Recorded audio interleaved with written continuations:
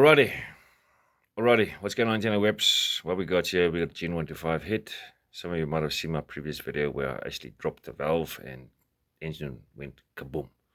Right, this is the original hit. Alright, this is a used hit, as you can see over here. This is not a brand new one. Alright, this is a replacement part, a used part. Alright, I went and purchased this yesterday. Alright, long drive. Anyhow, so let's just have a look at this thing. How do we see the difference between an aftermarket hit and a used hit? If you look at my previous video, you'll see that my previous one had numbers on. Right, this is a serial number here.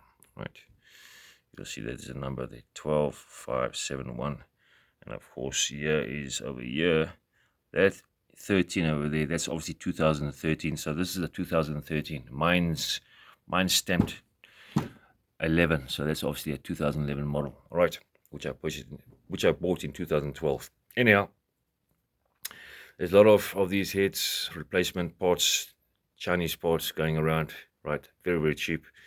I could have bought a brand new one, but the reason why I didn't buy a brand new one is because I've owned a number of Chinese motorcycles, and what it does is it valve clearance tends to close up. Right, you'll see that this is made out of cast aluminum or aluminium. All right, cast aluminum. All right, and basically you got like a little recess here, like a little ring. It's basically inserted over there. All right, the problem is you're going to be buying one of these aftermarket heads, replacement heads.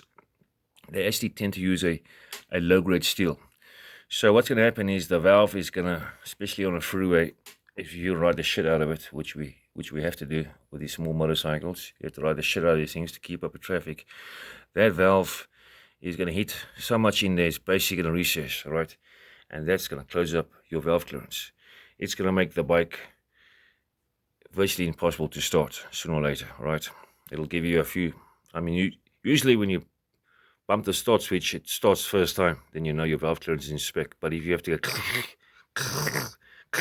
then you know it's a good chance that your valve clearance is not in spec anymore, all right? Because you must keep in mind that your valves, opening and closing of that synchronizes, all right? If that does not synchronize with your opening and closing of valves, there is no way your motorcycle is going to start, all right? So be very, very careful when you're buying used spares for your Gen 125. Rather go for the OMI part like this. You'll see the numbers stamped on there. You'll see that the aftermarket one does not have this. It doesn't have that, all right? And it does not have that.